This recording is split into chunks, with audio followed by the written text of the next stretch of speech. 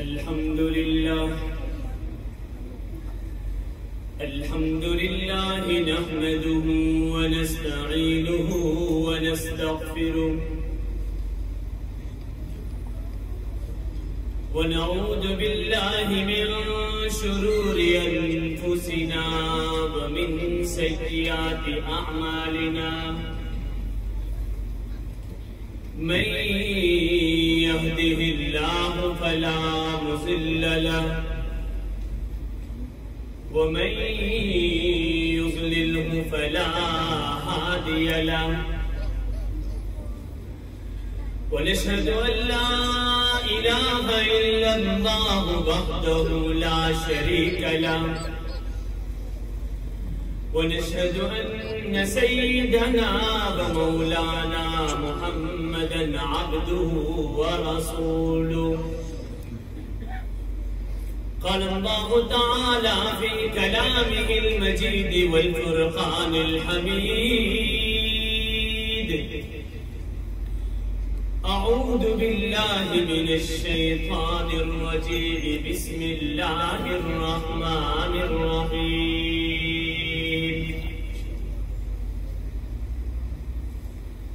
يا أيها الذين آمنوا إذا لقيتم فئة فاثبتوا واذكروا الله كثيرا لعلكم تفلحون وأطيعوا الله ورسوله ولا تنازعوا فتفشلوا وتذهب ريحكم واصبروا إن الله مع الصابرين وقال رسول الله صلى الله عليه وسلم تركت فيكم أمرين لن تضلوا بما تمسكتم بهما كتاب الله وسنة رسول الله صلى الله عليه وسلم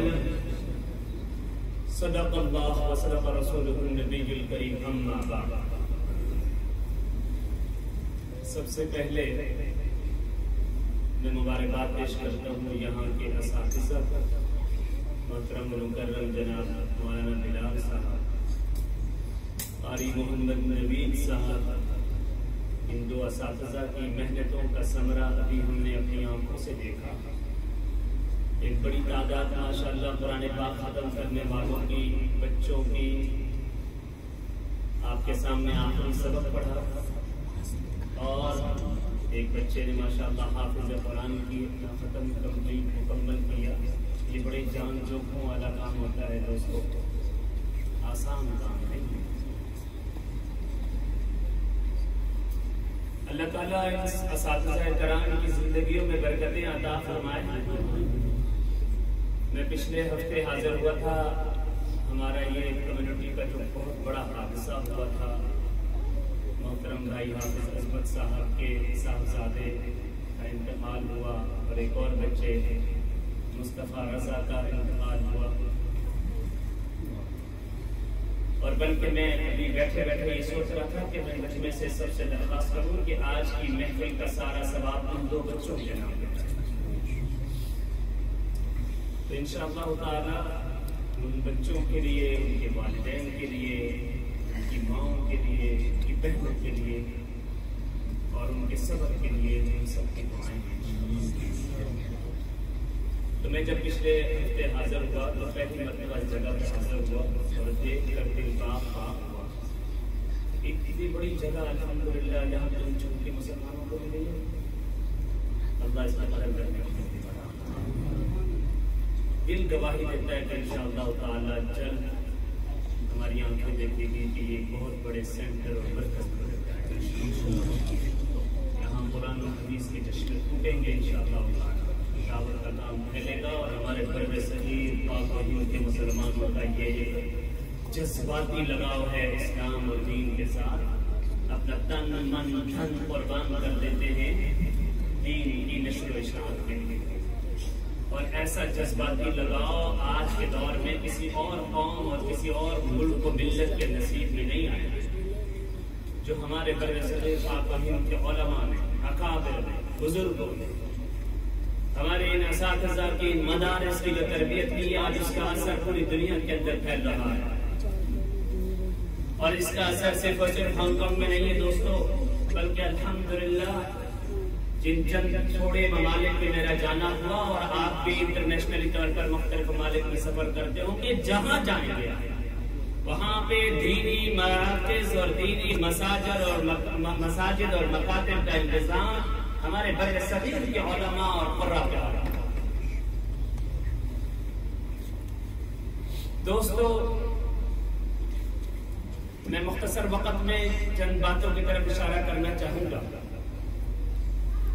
آج کے مادہ پرست دور میں جہاں پیسے کی ریل کھیل ہے، جہاں مادہ پرستی پھیل گئی ہے، تعیش کا سامان بہت میسر ہو چکا ہے ہر ایک کو، اور ڈالرز کی یا پاؤنڈز کی پراپرٹیز کی بھرمار ہے، وہاں ہمارا اس مادیت سے جان چھڑا کر روحانیت کے ساتھ رشتہ کمزور ہے۔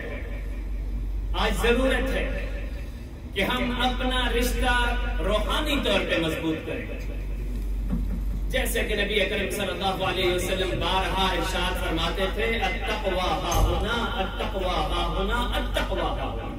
روایات میں آتا ہے کہ تین بار نبی اکرم صلی اللہ علیہ وسلم نے اپنے دل مبارک کی طرف اشارہ کر کے فرمایا کہ تقوی یہاں ہے۔ یہ جو ہم وضو کرتے ہیں نا دوستو، یہ بعض وقت کالج مسجد میں کئی غیر مسلم وزیٹرز آتے ہیں تو وہ مجھ سے پوچھتے ہیں کہ یہ تمہارا وضو کا کانسیپٹ کیا ہے، کیوں کرتے ہو؟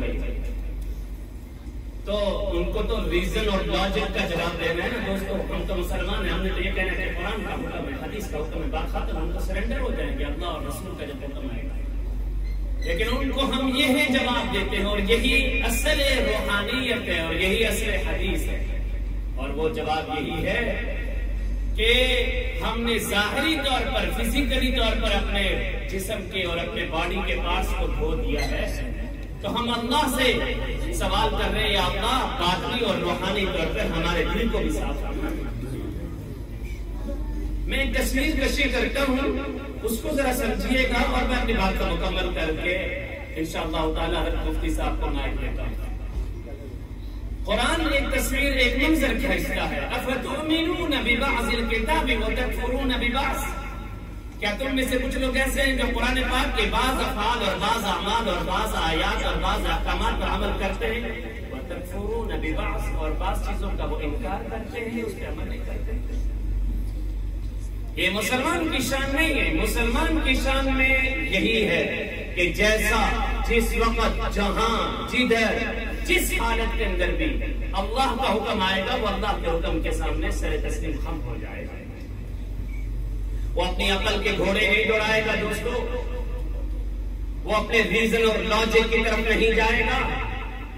یہ نہیں ہو سکتا کہ میٹھی میٹھی باتیں میں قبول کر لوں، اور جو باتیں میرے نفس کے خلاف ہوں، میرے دل کے خلاف ہوں، میں اس سے اگنورنس کر لوں، میں اس سے ہٹ جاؤں، میں اس سے منہ پھیر لوں۔ یہ مسلمان کی شان نہیں ہے، یہ سچے اور کھڑے مسلمان کی شان نہیں ہے۔ یا ایھا الذین آمنوا ادخلوا فی السلم کافہ، مسلمانوں اسلام میں کافی اور پورے طریقے سے داخل ہو جاؤ، جو رنگی مت اختیار۔ کیا مطلب؟ اگر کوئی قرآن کا حکم میرے مزاج، میری مطابق، میری عقل، میرے دل، میری سوچ، میری منشا، میری چاہت کے مطابق ہوگا تو میں عمل کروں گا، لیکن کوئی آرڈر اور کوئی حکم میری مرضی اور منشا کے مطابق نہیں ہوگا، میں اس پہ عمل نہیں کروں گا۔ نعوذ باللہ، یہ منافقت ہے۔ مثال کے طور پہ اللہ فرما رہے ہیں لوگوں کھاؤ پیو اچھی چیزیں اور اسراف نہ کرو۔ کھانے پینے کی جو بات آئے گی بالکل ہم کھائیں گے، ہم باربیکیو کریں گے، ہم اچھی اچھی چیزیں کھائیں گے، پیزے کھائیں گے، اور ہم اعلیٰ سے اعلیٰ سوغات کھائیں گے، ہم اعلیٰ سے اعلیٰ ڈریس پہنیں گے۔ لیکن اگر قرآن یہ کہے گا حل اللہ البیع وحرم الربا، اے لوگوں ربا سے اور سود سے اپنے آپ کو بچاؤ، جہاں حکم آئے گا لباس کے بارے میں، آداب کے بارے میں، ایک دوسرے کے بارے میں ادب سے بات کرو، احترام سے بات کرو، اکرام مسلم کرو، میٹھی میٹھی باتیں، وہاں ہم اللہ کی باتوں کو لیں گے اور نیک بن جائیں گے، شکلیں بھی نیکوں کی اختیار کر لیں گے۔ لیکن جہاں حکم میری مرضی کے خلاف ہوگا، کیا اللہ فرما رہے ہیں لوگوں غیبت مت کرو، وہاں میں اپنی بات کو پھیر دوں گا۔ غیبت کا بازار گرم رہے گا میرے گھر پہ، غیبت کا بازار گرم رہے گا میری چوک پہ، غیبت کا بازار گرم رہے گا میرے ڈیرے پہ، اور میں جیسے باہر نکلوں گا میں ایک کی کردار کشی کروں گا، دوسرے کی عزت نفس کے ساتھ کھیلوں گا اور اس کے بارے میں میسنگ کروں گا، اس کے بارے میں سوشل میڈیا پہ پوسٹیں ڈالوں گا، اس کے خلاف باتیں کروں گا۔ حرام ہے، ناجائز ہے، گناہ کبیرہ ہے دوستوں۔ افتؤمنون ببعض الکتاب، ایسا نہیں ہو سکتا کہ کچھ چیزوں پہ تم عمل کرو، کچھ چیزوں کو تم لوگ اگنور کر دو۔ پکے اور کھرے مسلمان بن جاؤ اور اس طرح کے مسلمان بن جاؤ کہ جب اور جس وقت میں اسلام کا تقاضا آ جائے اس کے لیے اپنی جان قربان کر دو، اپنا مال قربان کر دو، اپنا تن من دھن قربان کر دو۔ سلام ہو، کروڑوں درود و سلام ہو نبی اکرم صلی اللہ علیہ وسلم پر، فداک ابی و امی یا رسول اللہ، یا رسول اللہ آپ پر ہزاروں جانیں قربان ہو، میرے ماں باپ آپ پر فدا ہو جائیں۔ تبوک کا اور احد کا موقع پیش آتا ہے، نبی اکرم صلی اللہ علیہ وسلم آواز اور صدا لگا دیتے ہیں کہ آؤ اس جنگ پہ جانا ہے۔ شہادتیں ہو رہی ہے مسلسل اور مختلف جگہوں پر نوجوان صحابہ کرام اپنے خون کا نذرانہ پیش کر رہے ہیں۔ ایک لڑکڑاتا ہوا صحابی آتا ہے، پاؤں ٹانگ کٹی ہوئی ہے، وہ آ کر دروازے پہ کھڑے ہوتا ہے، یا رسول اللہ مجھے بھی جنگ میں بھیجیے صلی اللہ علیہ وسلم۔ نبی اکرم صلی اللہ علیہ وسلم فرمایا تم نہیں کر سکتے ہو جہاد، تمہارے لیے مشکل ہے، تم چل نہیں سکتے ہو۔ اس زمانے میں کوئی ٹیکنالوجی والے آلات نہیں تھے دوستو، یہی پاؤں، ہاتھوں، تیروں اور نیزوں کے ساتھ جنگیں ہوا کرتی تھی۔ تو کون ہے وہ صحابی عمرو ابن جموح، ایک تاریخی نام ہے اس صحابی کا۔ جب نبی اکرم صلی اللہ علیہ وسلم فرمائیں نہیں تم مت جاؤ، تم گھر میں رہو، تمہیں گھر میں بیٹھے ہوئے اس جنگ اور جہاد کا ثواب ملے گا، رونے لگ جائے گا۔ اسی دوران ان کا نوجوان بیٹا آیا، اس نے عرض کیا یا رسول اللہ ابا کو تو آپ نہیں چھوڑ رہے، بیٹے کو تو چھوڑ دیجئے، میں تو جہاد میں چلا جاؤں۔ نبی اکرم صلی اللہ علیہ وسلم میں ہاں تم چلے جاؤ۔ عمرو ابن جموح کھڑے ہوتے ہیں، یا رسول اللہ میری غیرت کے خلاف ہے، میرا جوان بیٹا میری آنکھوں کے سامنے جہاد پہ چلا جاتا ہے، جنگ پہ چلا جاتا ہے اور آپ مجھے روک رہے ہیں۔ سلام ہو نبی اکرم صلی اللہ علیہ وسلم کے ذات اقدس پر، میں اچھا جب عمر تم بھی جاؤ، عمرو ابن جموح تم بھی جاؤ۔ روایات میں آتا ہے جاتے ہیں، میدان کارزار گرم ہے اور جنگ و جدال کا مارکا بہت تیزی اور گھمسان کی جنگ چل رہی ہے، شہادتیں ہونا شروع ہو جاتی ہیں اور اس شہادتوں میں حضرت عمرو ابن جموح بھی شہید ہو جاتے ہیں۔ میدان میں جنگ ختم ہوتی ہے، نبی اکرم صلی اللہ علیہ وسلم آرڈر دیتے ہیں ان سارے شہیدوں کو لے چلو مدینہ کی طرف، وہاں ان کی تدفین ہوگی، وہاں انہیں تدفین کی جائے گی اور ان کو جنازہ پڑھا جائے گا، وہاں پر ان کے سارے مراحل ادا کیے جائیں گے۔ صحابہ کرام کی لاشیں اٹھائی جا رہی ہیں، ان میں سے اس گنگڑاتے ہوئے صحابی کی جب لاش کو اٹھا کر اونٹ کے اوپر رکھا گیا اور اونٹ کو لے جانے لگے مدینہ کی طرف، روایات عجیب بتاتی ہیں کہ وہ اونٹ مدینہ کی طرف رخ کرنے سے انکاری ہے اور وہ مدینہ کی طرف اونٹ نہیں جاتا، بار بار اسے رسی کی نکیل سے کھینچا جا رہا ہوتا ہے لیکن وہ مدینہ کی طرف رخ نہیں کرتا لاش کو لے جانے کے لیے۔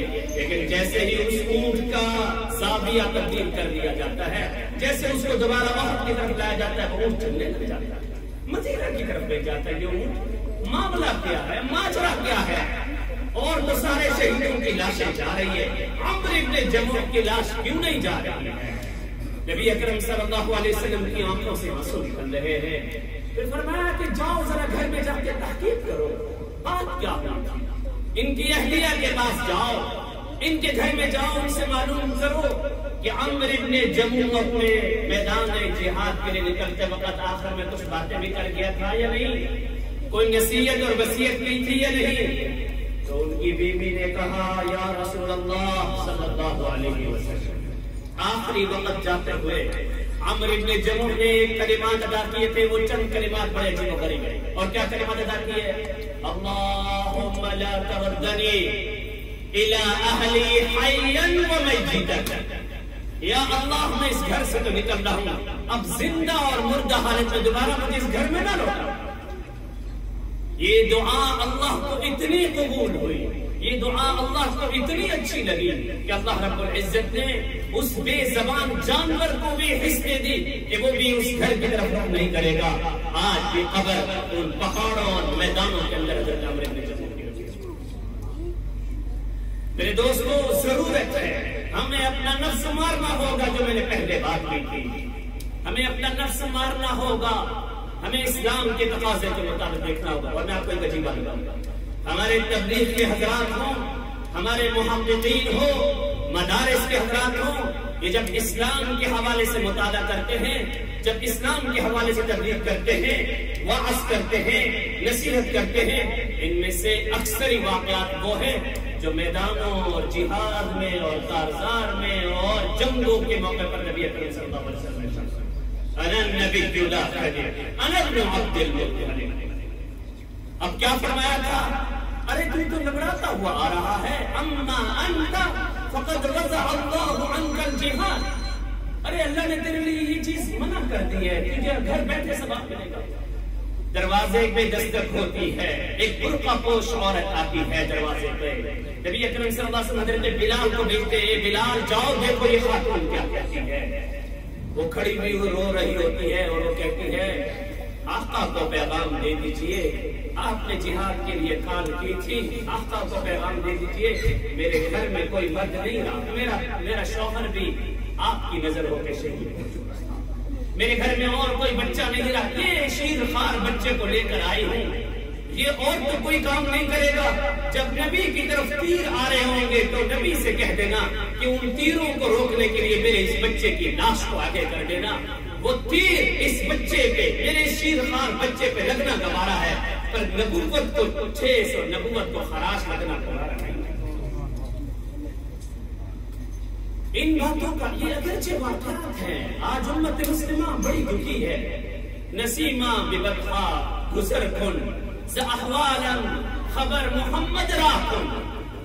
اے باد صبا یہ ہوا گزر جا مدینہ سے اور ذرا خبر دے دیجئے روضہ رسول محمد رسول اللہ صلی اللہ علیہ وسلم کو کہ افغانستان میں کیا ہو رہا ہے، کس طرح گاجر اور مولی کی طرح مسلمانوں کو کاٹا جا رہا ہے، کس طرح فلسطین کے اندر خون بہا ہے، کیا ہوا ہے برما کے اندر.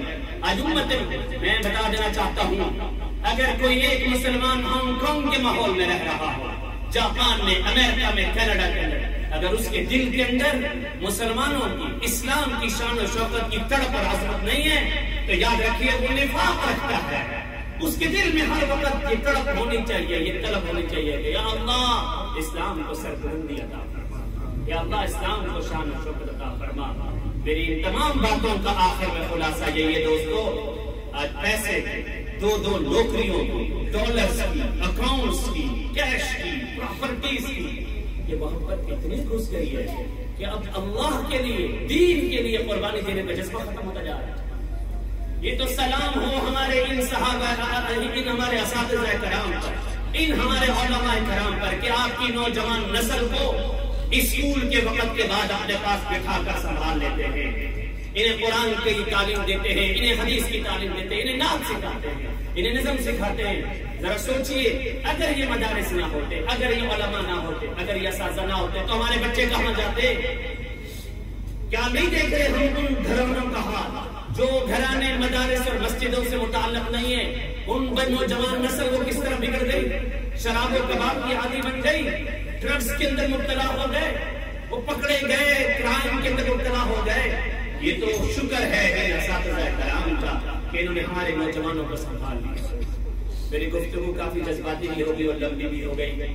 میں ایک بار پھر ان اساتذہ کرام کو مبارکباد دیتا ہوں اور یقیناً یہ منظر انشاءاللہ تعالیٰ ایک دن ایک جگہ نہیں ہے، دیکھیں قریب بھی جگہ، باہر لوگ کھڑے ہوئے ہیں، انشاءاللہ تعالیٰ ایک وقت ایسا آئے گا بڑا سینٹر، بڑی مسجد.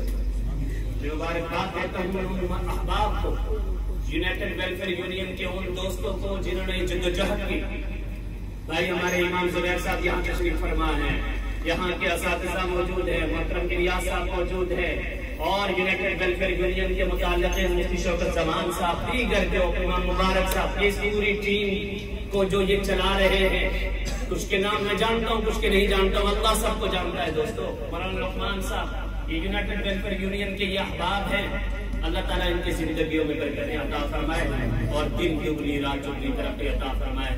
اللہ تعالیٰ ہم سب کا حامی و ناصر ہو۔ وآخر دعوانا ان الحمد للہ رب العالمین۔